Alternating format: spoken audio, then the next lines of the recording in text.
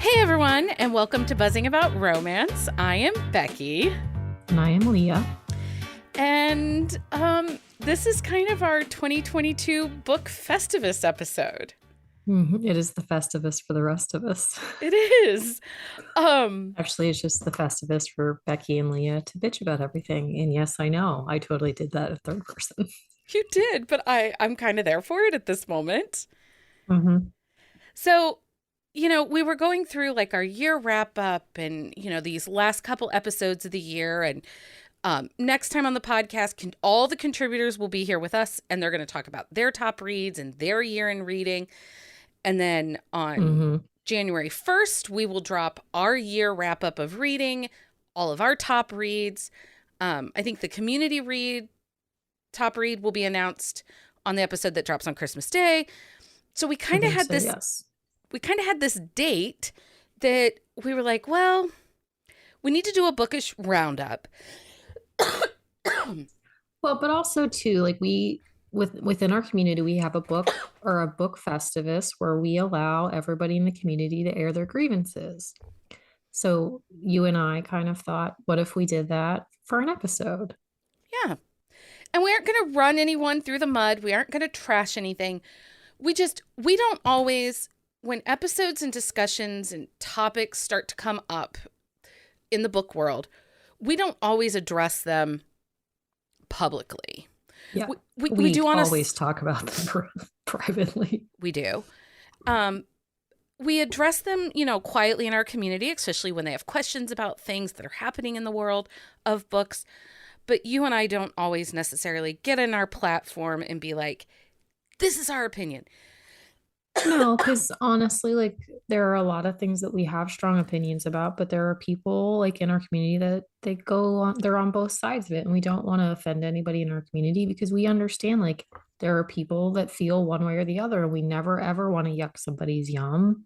And that's one of the big things like we've talked about. But I mean, we have big feelings about stuff, but we like to stay neutral for the most part because. Well, and I also feel like there are a lot smarter people with better thought out responses than what I'm going to give because I tend to be a little bit more emotional and speak a little bit more from my heart. And it doesn't always come off as. And I don't always have a lot of tact if I am talking about something that I have a lot of feelings about. Yeah. So that's something. So it's more an instance too where I don't want to say something to offend the wrong person because I don't word something correctly. So I'm kind of just covering my own ass. Which is fair. So on this episode of Buzzing About Romance, we're going to share our thoughts on topics that have come up over the course of 2022. We will share our hot takes, our bookish icks, and what we kind of hope to see happen in 2023, because I think some really powerful discussions have come out of 2022, and I hope that it'll make some changes going forward into 2023. Yeah, I think so too. I think there's constantly changes in the book world, and there are changes that are good and changes that are bad. And it kind of, I'm not sure where the direction is going currently. But we have thoughts on what we'd like to see. Have thoughts. So there was a lot that happened in 2022. Lots of trends that we saw. Lots of drama that we saw. Well, I don't even know if we want to call it drama. I don't think drama is the right word, honestly, because some of these were like really important discussions. And drama always sounds petty and, like what you expect in middle schoolers. This was like some pretty big topics. So I don't know that drama is the right word. I mean, it's a good word. It's just not maybe the right word.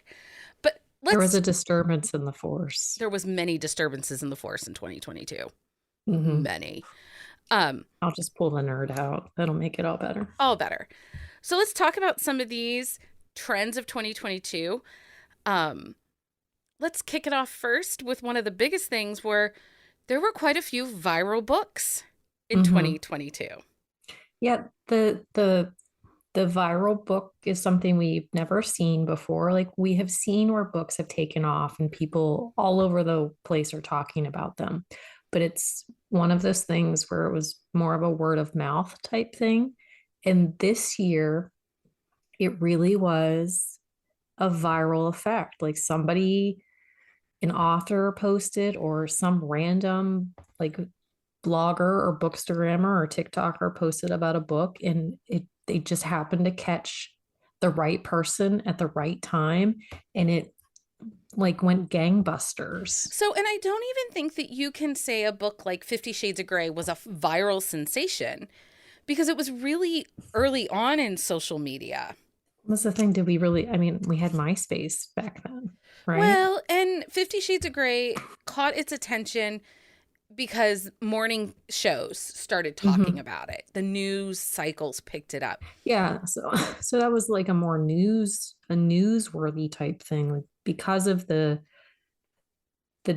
different elements to the story that most people were not seeing. So Like when it was we a whole different like ball game. Yeah, so when we say a viral book, we are talking about a book that 99% of the time came out of TikTok, Book Mm-hmm. Talk, um, and A social media a platform. social media platform, and just went bonkers. Mm-hmm. And has And stayed kind of bonkers too. so, one of the biggest titles of the year for the indie side, I would say, is Things We Never Got Over by Lucy Score. Mm-hmm. Yeah, definitely. Like it was a sought after book when she announced it. It's a new book and it's a brand new series, but after it came out, I mean, it was in the charts the first like couple weeks it came out, but then it just kind of continued to be there, and it just, you saw it everywhere and everybody was talking about it. And I mean, it was released in January or February. I wanted to say March, but you might be right. It might be February I'm gonna look it up because because she now I'm had another curious. release in June, which was her Mm-hmm. trad pub book, which January. the expectation was that Maggie Moves On was going to be her big book of the year, the big push because it was with this trad label. Mm-hmm. It didn't do great. No, but Things We Never Got Over like it is still high in those charts. Like it is still I think it has stayed in the almost a top year later. 50 in the Amazon Kindle sales for the last 6, 8 months. Maybe not in the top 50 because there were a couple weeks where the numbers were like there was some big pushes on some new books that came in. I definitely in the top 100 though. Um, so we had that one. I also feel like this was the now I don't read her. But I know you read her and we did at least one quick shot on one of her books this year. Megan Quinn. It was Hmm. kind of the year of Megan Quinn. She had tons of titles coming out, but there was Yeah, always a Megan Quinn book up at the top. Up at the I top. mean, there still is. If you look at the Amazon, and we're talking Amazon charts because Megan Quinn is a KU author. So is So Lucy Score.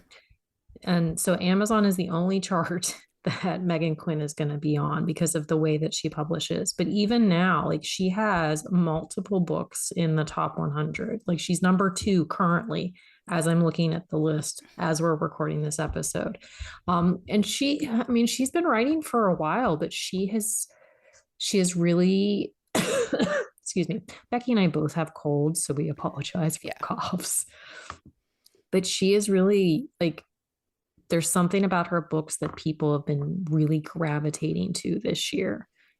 Yeah. And she tends to write more rom coms, which is interesting because rom coms can be really hit or miss in the market. Mm-hmm. Well, but if you look at the chart, there's such diverse a diverse grouping of books in it right now, which I think is really interesting. Also, like there is a lot of romance, like full on a lot of romance, especially and I'm just referring to the Kindle chart, but you don't always see that, which is one reason I like the Kindle chart because there is such a variety. I agree. But then along with Megan Quinn, we have the coho effect of Well, 2022.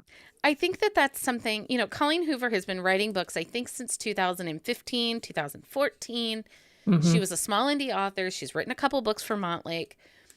I have never read any of her books.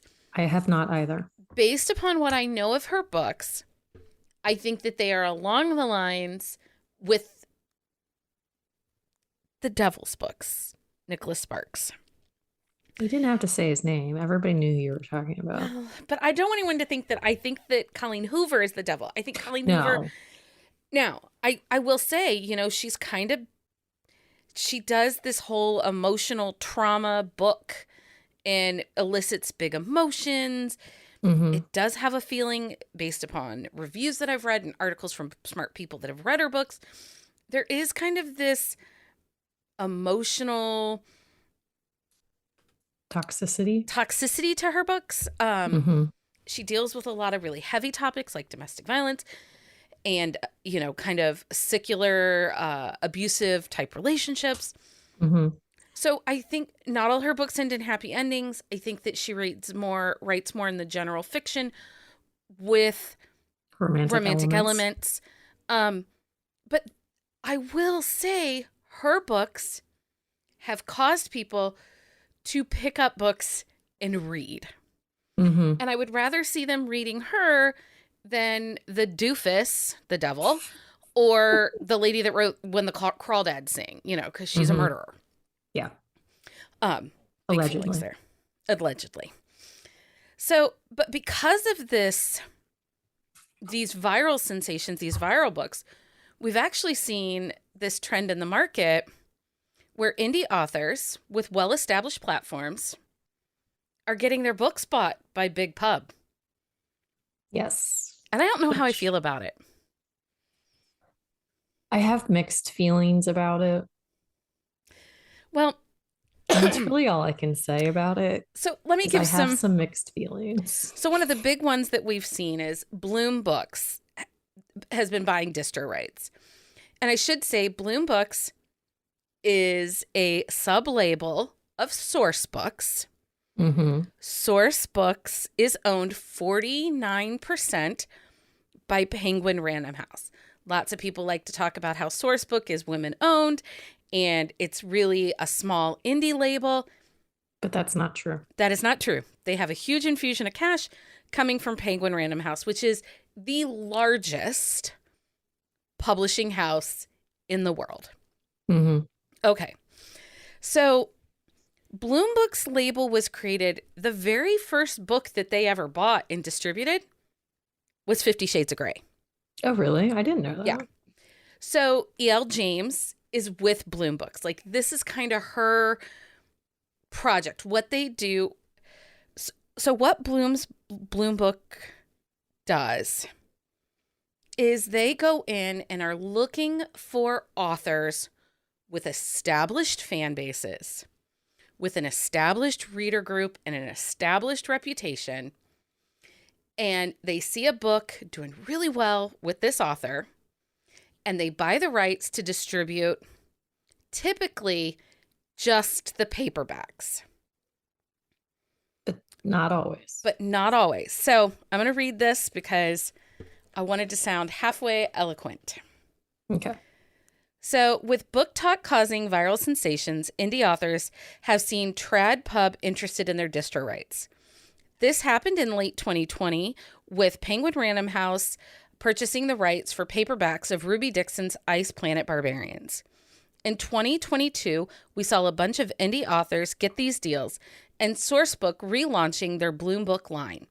They have picked up some Kindle Unlimited favorites such as Anna Hong, Emily McIntyre, Lucy Score, Kennedy Ryan, Sarah Kate, Sierra Simone, Lauren Asher, Mia Sheridan, and Jennifer Hartman. What does this mean for you, the reader? In most cases, this means nothing changes, other than you'll be able to find most of these authors' paperback versions of the books more easily in bookstores. They're going to have larger distribution. Indie bookstores, it'll be easier for them to purchase it. Ebooks will remain for the most part. Ebooks will remain in Kindle Unlimited. However, newer books coming from these authors might not be part of Kindle Unlimited. Many of these authors have only sold selected titles, and with that, they have made them available wide instead of just being in Kindle Unlimited. So it can be shocking to a reader when an indie author sells their books.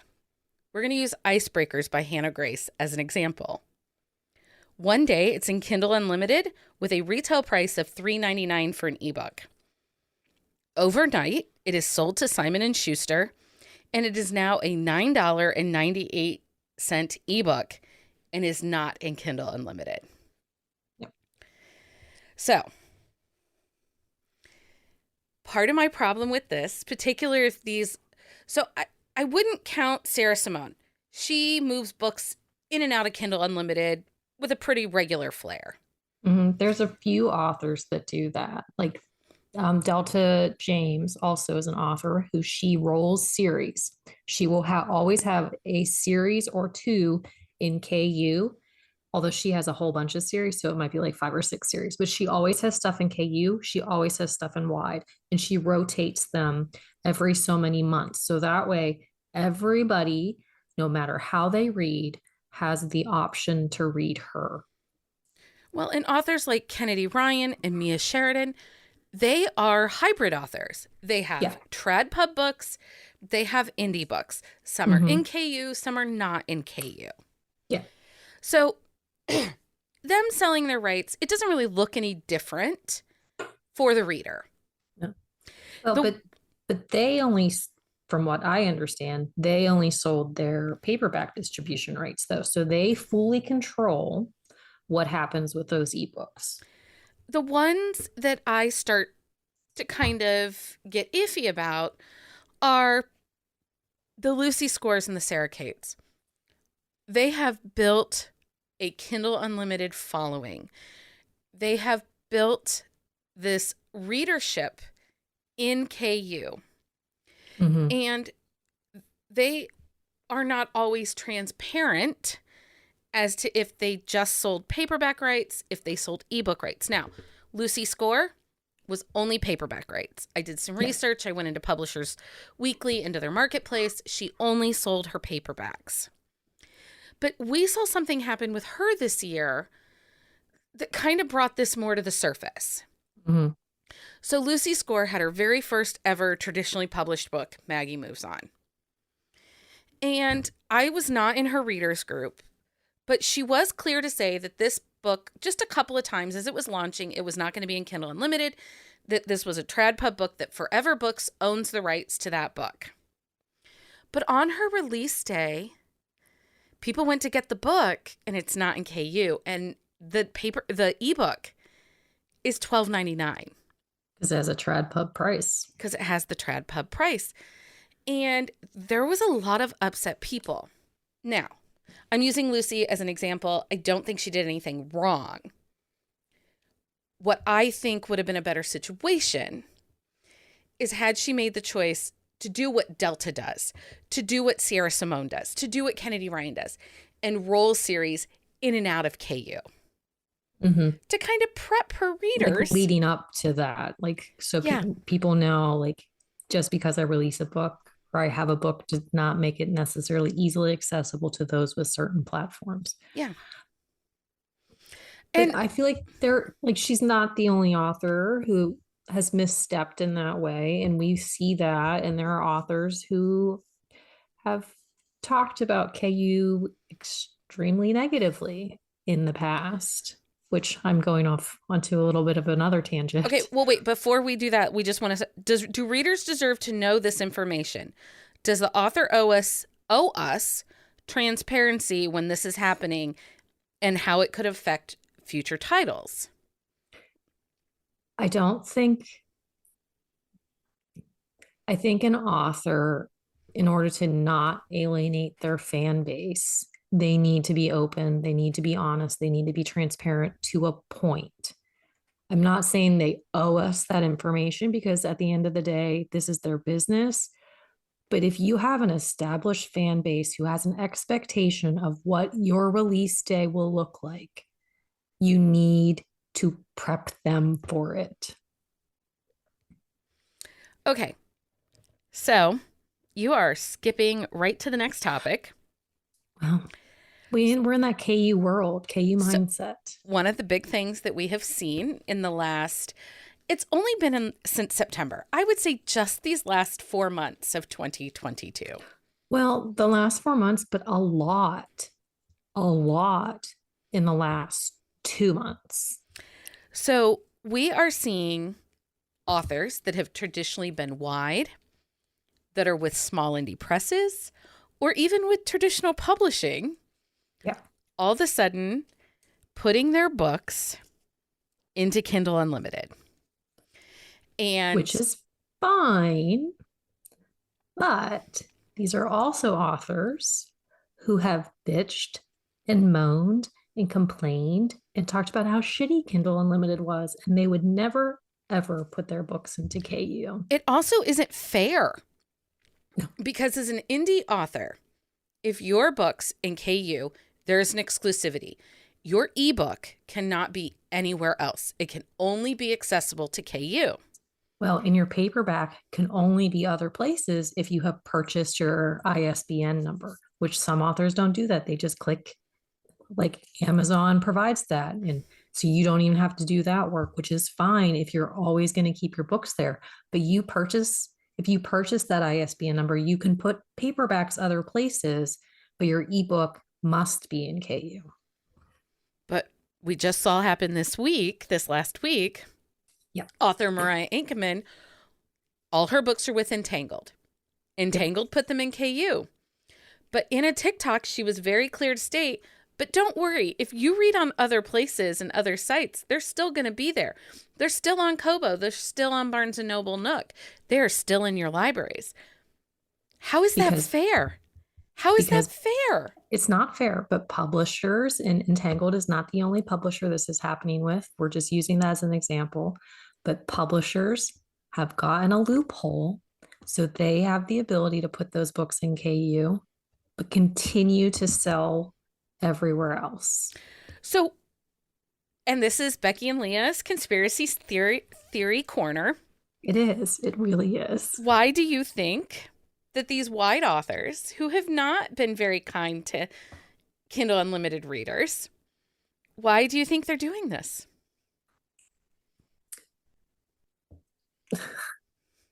I personally feel that there is kickbacks, places that are getting them, and people are recommending these authors to do these things. I think it is a marketing ploy. Mm-hmm. I also believe that this is authors desperate to go viral, to get the TikTok trend, to get the book talk trend. Because that is one thing we noticed at the beginning of these whole like viral video TikTok explosions. They were predominantly Kindle Unlimited books. There's like a rare occasion here or there where it wasn't. But I'd say 8 out of 10 books that went viral in the first like couple months of that chaos. But I think that what we see viral are TreadPub books with wide distribution. Yeah. They're in libraries. Love Hypothesis. But they're in a library. Or KU authors. Look at Sarah Kate. She's only ever been a KU author. Praise took off in March. She could not write her books fast enough. She went from this little known author that writes sexy, smutty books to this drawl, this name. You know, people are out for all her books. Yeah. So there is a collation between TikTok trends and book talk trends and being in Kindle Unlimited. Yeah, 100%. But I do think that there is this marketing push from certain places pushing their authors to Kindle Unlimited. And, you know, we're not sure it's all above board. No, and it's one of those things. If it's an author who has been in KU before and like said, hey, this didn't work for me before, I'm going to pull my books, have them go wide, try that out for a while and see what happens. And then they decide whether or not there's a kickback or not, or they're just trying to go viral and they go back in. But they are authors that have never said KU is like the enemy. I don't have an issue with that. I have an issue with with authors that there's like record, like if you really go back and look through their like past social media, There is multiple instances where they talk about how they will never put their books in Kindle Unlimited. I have issue with that because if you hated something so much 6 months ago, why is your entire backlist now in Kindle Unlimited? Yep. Okay. Switching we have switching places. a lot of feelings about that. So one, I feel like we would be remiss if we didn't talk about some of the hiccups coming out of into the book world this year. And one of the biggest ones happened over the 4th of July weekend. This was a big disturbance in the force. Was it over the 4th of July? Or no, end of July. I think it was the end of July. So But either way, it was a big disturbance. there was a big disturbance in the force as thirst traps, with the help of an author, decided that they were going to launch something revolutionary that wasn't. There's no sarcasm in that statement at all. No. Mm-mm. So we are talking about Verba in the Thirst Trap. I feel like this could be its own like little Netflix like serial. Or a porn name. Verba in the Thirst Trap? Yeah. That'd be a great porn. It would be. Oh my gosh. I mean, you're halfway there. So basically these thirst I would watch it. These thirst trap guys that, aren't all that attractive in my opinion. Wanted I can see the draw.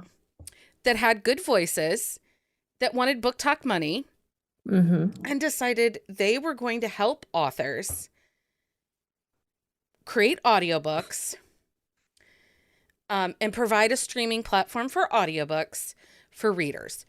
Yep. Focused mainly on romance books. Mm-hmm. And it backfired because people were educated and knew that there were other platforms like Libra FM, Anyplay FM, Scribd, or Hoopla, or your library. Yeah. Like there was not a lot of research or thought that went into this plan. And weren't they talking about like crowdsourcing it or something like that? No, that was Verba 2.0. Later, they came back over Labor Day. Right. It was like 14,000 or 40,000. They were going to crowdsource $40,000 to do one audiobook for one author. If you're paying $40,000 for an audiobook, you are getting ripped off. It was a hot mess. One of the things that I hope to see different, because one of the things that I see over on Book Talk that drives me crazy is these women go crazy for men doing the bare minimum. Yeah. A guy can go on TikTok holding a book and being like, I'm going to read this. Well, he doesn't even have to do that. He has to be on TikTok holding the book. He doesn't have to do anything. He can just stand there holding the book. And they go crazy for him and give him all this attention. And, there was the Wish Jason Momoa that happened earlier this fall, too, that came on and said, I'm going to own Book Talk. And then he went after two people claiming they were stalking him. It was just so terrible. So terrible. I just hope that in 2023, we have higher expectations out of dudes on Book Talk. Well, just in life in general, too. Like, have higher expectations, people. So one of the things that's come out over this last year is Barnes & Noble, this is a very weird phenomenon for me because I'm older. So Barnes & Noble in the 90s was a bookstore. It was, but they were the devil. They were coming into all these small markets and putting mom and pop bookstores out of business. And also they only sold books at the time. And if you're a kid of the 90s, Barnes and Noble was, I mean, they were corporate enemy number one, Mm-hmm. because they were destroying community strongholds, these small indie bookstores, and um and they were pricing and forcing bookstores to close doors. Yeah. And then we have 2022, where Barnes and Noble is being touted, early 2022, Barnes and Noble is being touted as this champion of the book because they are They, not Amazon. yeah. And everyone's like, support Barnes and Noble. Don't buy at Amazon. Buy at Barnes and Noble. And I'm just like, you guys, they're still corporate. You're not doing anyone any favors Yeah. by buying at one place over the other. Neither one is a good place. No. And Barnes and Noble, the second half of 2022, showed their true colors. Yeah, because they stopped buying books. They did. They're changing their display. So they're going to They're, shelve less books in well, stores, but they're changing the way that they buy too. right? They're only picking one. So in a traditional pub contract, typically, so let's take a Julie Garwood book, for example. She had a book release in July this year, Mm-hmm. Grace Under Fire. That book came out in hardback first. Because that is the traditional way. And it does not come out in paperback until February of 2023. So Barnes and Noble made the choice that they were going to buy less hardbacks. Yep. That they are going to take 1 to 2 hardback selections per category per quarter. And that's it. And that's it. So one of the problems is a lot of ways that diverse authors get found is through traditional pub contracts. And the way they're written, they go to hardback first. Mm-hmm. Rarely is there a label that will do a paperback first.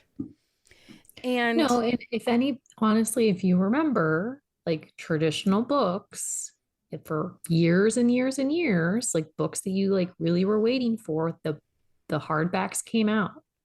And then you had to wait and wait and wait and wait and wait for the paperback to show up. well, and that's something else that is changing too. Publishing is making the choice to move away from the mass market paperback. Mm-hmm. And they're going to the trade size paperback. Well, mass market paperbacks are $8.99 right now. And a Mm-hmm. trade size paperback is $16.99 Or more. or more. And so what is happening is they are making it harder for people to get their hands on physical books. And we're talking romance right now, but this is happening in all genres. And Mm-hmm. this is being driven by retailers such as Barnes and Barnes and Noble and Noble. Target Mm-hmm. because they want to make their shelves look nice. And so they want books to be all the same size. Well, it's like they're looking for that boutique look, and it's so they want something specific, but at the same time, like people, there are people that can't afford a $16 paperback. No, Like, I mean, I personally don't love the mass market size, but if it's a book that I really want in paperback, I'm gonna buy it. But at the same time, like there are people that like they can't do like in their budget, a $16 paperback is not part of their budget. no. Well, and, that's part of the reason that I talk about that I do buy my books on Amazon because I can get my book for $16.99 and I don't have to pay shipping. Yeah. If I have to pay shipping and shipping is $8, that's half of a whole nother book. Mm-hmm. So if my budget is limited, there is value for me at a place like Amazon with free shipping. I don't get that with Barnes & Noble, and I don't live near one. I live in a place that doesn't have a local bookstore. We Yeah. have a local children's bookstore. We do not have a local adult bookstore. Well, we do, but that's a whole different kind of book. I was gonna say adult bookstore. One of the great things that did kind of happen this year is the largest pirating site of books got taken down. Mm-hmm. And it wasn't taken down. So Z Library got taken down, but it was not just by one author. No. But then someone I noticed shared the other day that over on Etsy, you can buy PDF of books that are not theirs. Oh, that's interesting. So now you have to report them to Etsy. People, don't steal books. I mean, honestly, like Don't there steal are books. so many ways to get a book. Like so many ways. We share at least 20 free books a week in our Discord.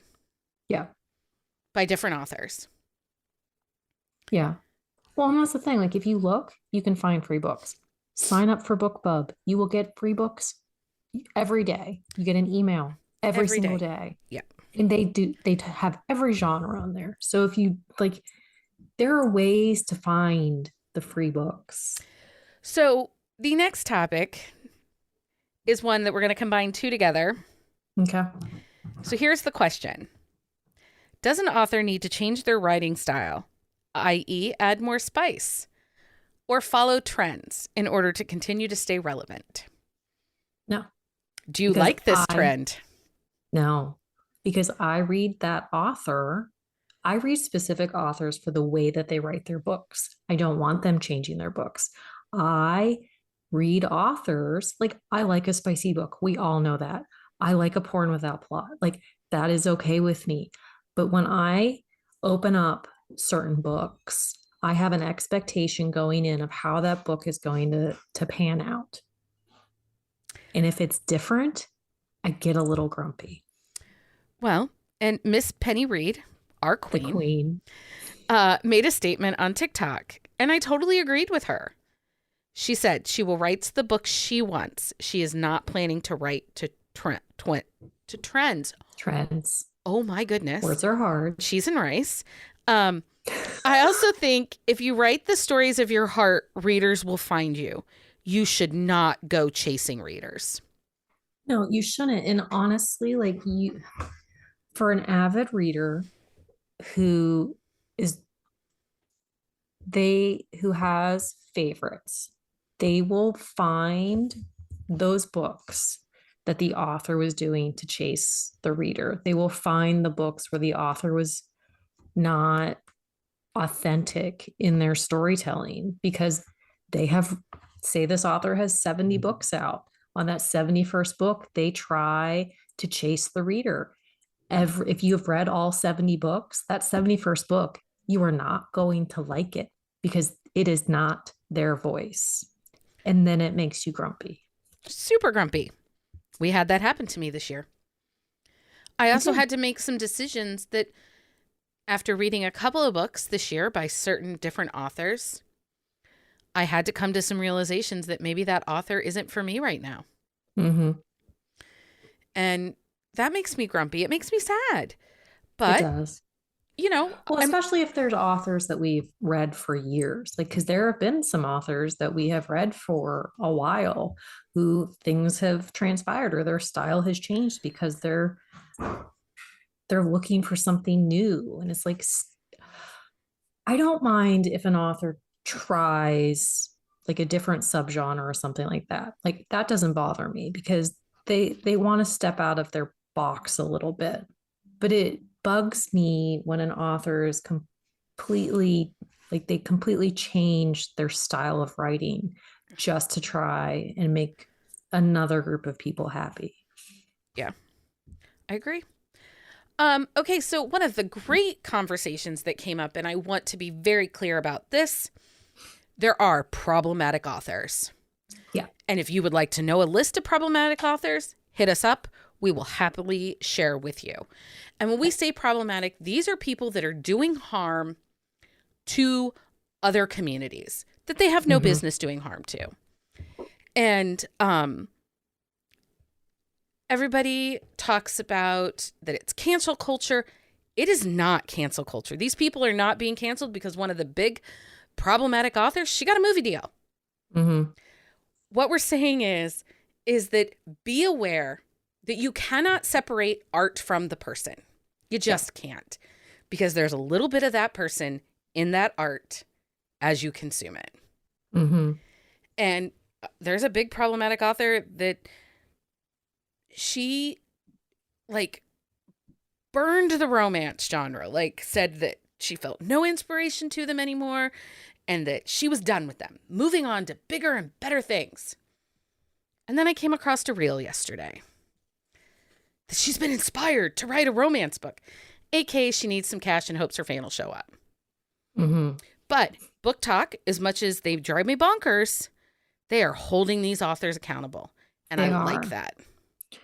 Yeah. The other thing that came out of holding authors accountable is the need for sensitivity readers. Yes, so much so, because honestly, if you're going to write about something, I have no problem with that. But you need to have a knowledge and an understanding of what you're writing. And if you don't, you need to find somebody who has a knowledge and understanding of what you're writing about to tell you if you are fucking it up or you're going to offend somebody. If it's not your story to tell, if you are not a wheelchair user, if you are not someone who uses hearing aids or other listening devices, if you are not using mobility aids, if that is not something that is part of your daily knowledge and saying, hey, I have a friend that does it, so therefore I know about it. You don't. Mm-hmm. You need to engage with someone who does have that knowledge, that lives that life, has that label, and have them read your manuscript to make sure you are telling a very true and authentic story that is not going to be harmful to that community. Yeah. And we also don't need your fans coming after people that are calling you out and bringing you to the awareness of your misstep. Who are people that live that life. Like there are a couple instances where that happened where people spoke out because they said this author is wrong. This is offensive to me personally because this is the life that I live. And then she had people attacking her because she is wrong. And it's like, that is the life she lives on a daily basis. How can she be wrong? Yeah, nope, I agree. Okay, we're going to skip a couple of things. Let's go to anthologies and the USA Today bestseller list. Mm. So this year we had a bunch of authors that got their USA Today letters, and I was so excited for all of them. Yeah. It doesn't matter if you're part of an anthology when you get your letters. It's just exciting. You got your letters and you should be using them. Yeah. That being said, as of this week, USA Today is no longer curating a list. No, they are not. And this is harmful. And there's a lot of frustrated authors and frustrated people. So there's a couple thoughts to this. So the USA Today list was based solely on sales in the US. And it is one of the only lists that's not curated. There were very clear guidelines how you get on the list and how they calculate your standing. Mm-hmm. Lists like the New York Times and the Washington Post are curated. They have an algorithm and a method and a sampling, and indie authors are not eligible for New York Times or for Washington Post any longer. So there's this. Well, and even a Montlake book, which is not an indie published book, is not eligible for New York Times either. No. So because you have to have more than your sales on Amazon. New York Times does not tell you how they come up with their list, how they calculate or anything. It's this very hush hush. They're very clear to say it's a curated list, meaning they're selecting the titles. So 90% of the time, these are going to be white, traditional published men in that list.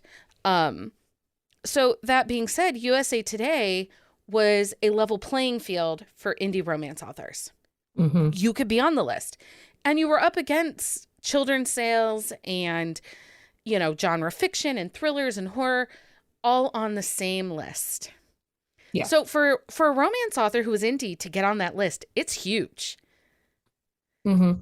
And so now that that list has gone away, I you're successful if you're on the list or not on the list. I'm not saying the list defines success. But it's No, an the list doesn't. accolade. It's that nice, like, hey, look, you're doing good. Mm-hmm. And that's the thing, like it is that extra pat on the back where it says, and it's physical, visual proof that you can show people that, because orange banners on Amazon, they show up, they disappear depending on the type of banner it is. Like you don't, that orange banner isn't always there. But the thing is that USA Today, those letters, those are always there. Like it is a physical donation, not donation, physical testament that you did it. Yeah. Yep. Okay. So that those are our icks and our hot takes. We are moving on to 2023. But before we do that, let's just close out our reading year. Did you have any new exceptional authors this year that you read that you would like to give a mention to? Because I have a Juliet list. Cross. I discovered Juliet Cross this year with her sex nachos and Parks and Provocation. I know you're shaking your head, but honestly, it was such a good book. And then we discovered her Stay a Spell series, and she came on Drunk Book Club, and she is delightful and wonderful. But then she wrote like another contemporary book that was one of the best books I read this year. She is without a doubt one of my favorite authors of the year. Okay. I have a list. I do. I mean, do you want to go back and forth?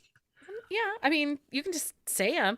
Like, I found Carrie Elks, Kaylee Ryan, Oh yeah. Swati MH, um, and LM We don't know Douglas. how to pronounce it. I don't know, and I apologize, but all of Can these, you and I, can you send us a phonetical pronunciation of your last name, please? if you're listening, that would be very helpful. I will also say I rediscovered my love of Carrie Ann Ryan this year. See, and I discovered my love of Carrie Ann Ryan this year. I had never read her before. I've had her books on my Kindle forever because she is one of those authors. She's constantly doing free books. So if you wait it out long enough, you can get an entire series for free because she does like random books in the series. And I discovered her, and I am not disappointed in that at all. Not at all. Yeah. But we both experienced quite a few reading slumps this year. I had a rough reading year. I I read a lot of books. I probably read between 700 books per year on a typical year because I read really fast. So on a weekend, like there are week I was sick the one weekend and I probably read 7 books throughout the whole weekend because I couldn't do anything. Like I was that sick. And so I could just sit and read. And if I have the time, I can read a 300 or 400 page book in like 2 or 3 hours. So I can put at least a book a day away without question. So I have big numbers. But I had so many slumps this year that I reread. I reread some of my favorites. I rediscovered some of like my old favorites and I was like, "Oh, this is why I was reading this author. I need to go back to them." But it was a rough year. And when Becky and I, like for our year-end episode, our top reads of 2022, we'll talk about it more there, but finding books for a couple months was really hard. Well, and that was something that I noticed. A book either really hit Or really missed. or it really missed. And I'm recently in the middle of a slump because I'll Mm-hmm. start a book and I'm starting 10 books and none of them are capturing my attention. None of them are pulling me in. And it's not the books. Well, and that's the thing. You know, it's not the books because it is authors that you've read and enjoyed for a while. Like it is an author you read, it is an author you like. So you know it's not the book. Yeah. Um Okay, I do want to give a special shout out to a debut author that I read this year that I love, and I will talk about her more in our indie or in our indie Our year-end in our episode. year end episode. But Natalie, Becky's getting over being sick, yeah, so you got to bear with her a little bit. right, words are so hard. Natalie Kenya came out of nowhere for me this year. Her book, A Proposal They Can't Refuse. It came this summer at a time, well, I read it in August. It was a couple months Mm-hmm. after it released. And it came at a time when I was really slumping and I was really struggling. And that book was like fresh and beautiful. And it made me remember, like, oh, yeah, this is why I do romance. And I had the honor to talk with her during Readathon. And she was like, I can't believe you want Little Old Me. And I'm like, you wrote this amazing book with these grandpas that are amazing and I love them. Because And she had like a great side character of Little Old Men. yeah, You they're like perfect. those old side I characters. do. I love them. Um, so she was by far one of the best new debut authors I read this year. And I can't wait for the next book in that series to come out in 2023. And that takes us to, real quick, give me 2 or 3 books you are anticipating in 2023. I will say I will have a blog post up on bookcaseandcoffee.com December 23rd, um, listing out all of my anticipated 2023 reads that have been announced so far. Okay, so a couple for me. So Susan Stoker is writing Baker's book. And if you read Susan Stoker, you know what I'm talking about and who I'm talking about. But Baker is coming, I think it's July of 2023. So we still have a while to wait.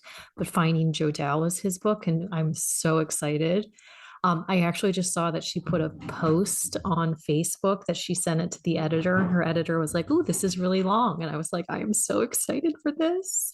Riley Edwards has a book called Garrett coming out, and Garrett has been this anomaly in her series with Zane, who, again, if you know who I'm talking about, if you know, you know. But so Garrett has Secret always Suspense been, Society. that's right. He's always been in the periphery and you get little snippets of him, but we're finally getting his full story. Thank the Lord. And then, I mean, I have a bunch, but J.E. Parker, book 2 in her Mafia series is coming out. She had some health problems this year, so she had to push it back for a while, which I I understand that. I get that, but I was super excited for this book. It's called Falling for the Broken. It's going to be amazing and wonderful, and I can't wait. Um, so of course, Jay Salmon is sending out a new series into 2023. Yeah, Um, it's in the she's world of her it's Boston and it Bachelor like starts billionaires. this it starts the year off with a bang because Bang, it's yeah. January 2nd. We've got tons of stuff coming from Carrie Ann Ryan. Book 5 in the Steels at Silver Island by Melissa Foster. But we have to wait until August for that I one, but know. that's okay. Catherine Cowell is starting a new series, which I am super excited. And if you follow Catherine, you know she has 2 novellas that are like leading up into this series, but it's her Lost and Found series. And if you've seen these covers that Hang did, they are wonderful and beautiful. And oh my God, I Yeah, can't there's believe how so many nice they great are. series. Alexis Daria has a Take the Lead. It's a dance off. It's a dance reality. Really? Yeah, book coming out, and I she's the didn't see author. that one. She's the author of You Had Me at Ola. Mm-hmm. That is kind of telenovela inspired, so I'm excited for that. That comes out Valentine's Day, along with End of Story by Kylie Scott. Those are both Trad Pub books that they have coming out at Valentine's Day, and I Well, cannot wait. and then we're getting the third book in the Hughes trilogy, Three to Get Ready. And I can't, I'm anxiously waiting for this book because I hated Cliffy. We all know I hated Cliffy if you listen to the podcast, and we've been waiting and waiting. And it probably isn't that long, but it feels really, really It does long. feel really, really long. Okay, so Leah, it's that time. It's that time for book Book of of the the week. week. Okay. So my book of the week is actually not coming out. It might be out when this drops, but I don't remember the release date. I think it's December 20th, but This I comes read out the the 18th, so okay, so it hasn't come out yet, but I read The Arc of Striker by Anna Hackett. It's wonderful and delightful. I love everything she writes, but Hadley is a badass. Like she is the heroine, she is a badass. Like I just love her so much. And her hero is swoony and a little bit damaged, but he lets her be a badass also, which is nice. Which is nice. So my book of the week is Until Willow by Aurora Rose Reynolds. I had the privilege, you had the privilege to chat with Aurora. We had that privilege, and it was a wonderful chat. This last week, and got to celebrate this release. I loved this book. I loved this book. I love Clay. I loved Willow. It was a really well done story. It was sexy. It was feisty. It introduced some really dynamic side characters that are getting their own books in the future. I cannot wait. So, yeah, and it was a pleasure to chat with her. So you can go back on YouTube and watch that. So, yeah, it was funny because in her reader group on Facebook today, people kept asking about Leah getting a book and like the brothers. And I was like, I know the answer to this question. We know. So you can find a list of all our upcoming dates, including book club, happy hour, plot a book, and reading challenge at bookcaseandcoffee.com/events. We have some Patreon news. We haven't done a Patreon update in a minute. We do have some Patreon news. We'd like to say a big thank you to all of our Patreon members and especially our new members, Melissa and Carla. We are so excited to have you join the community. If you would like to join our Patreon, which is how we support and have the podcast in general, you can find out details at patreon.com/bookcaseandcoffee. Joining Patreon does give you access to great events like Drunk Book Club, and other Patreon exclusives like Should You Read It and Buzzing After Dark. There's some good ones dropping, and I think I should have a Should You Read It for Until Willow coming in the coming weeks. I do want to do something just real quick. If you are listening to this podcast, wherever you are listening to this podcast, could you please leave us a review? Just hit the stars. Tell us what you think. Tell us if you're liking it. If there's something you don't like, you can tell us that too. But that helps us in our iTunes ratings and our Spotify ratings. That gives us opportunities to be discovered on the discovery page. So it would be very helpful. And, you know, we were talking about our plans for 2023 and what things are going to look like. And I am starting my third year into this podcast, and I would like to keep it going. So if you would be so kind as to leave us a review, I would just be so grateful. I feel like I'm begging. You're not, because honestly, like if that's the thing, like the more people review, the more people find us, and the more that we can keep doing this and we want to keep doing this because we love bringing you everything romance. We do. And we have some big ideas for 2023. We have some big ideas. Some fun stuff is coming your direction. Trope Talks will be back after the first of the year, and they are. We're going to shake them up a little bit. It's going to be great. We're shaking them up, but we're revamping some stuff too. So just stay tuned for changes and exciting things. But are we doing Clear the Tier? Yeah. Okay, so we are still in our last challenge of the year. It is wrapping up I totally forgot the word December there. December 31st. It finishes on that day. So the Clear the TBR challenge all the entries are due by the 31st. If you want to enter, it is not too late. You can find details how to enter on the website. We have some buzzing swag along with book swag money. It's supposed to be money to one of our favorite bookish retailers. Okay. Well, I didn't. There's a lot of typos and letters missing. There's a lot of typos tonight. Cheese and rice. Cheese and rice, Becky. Okay. So everybody, thank you so much for joining us and listening to our bookish hot takes and our icks of 2022.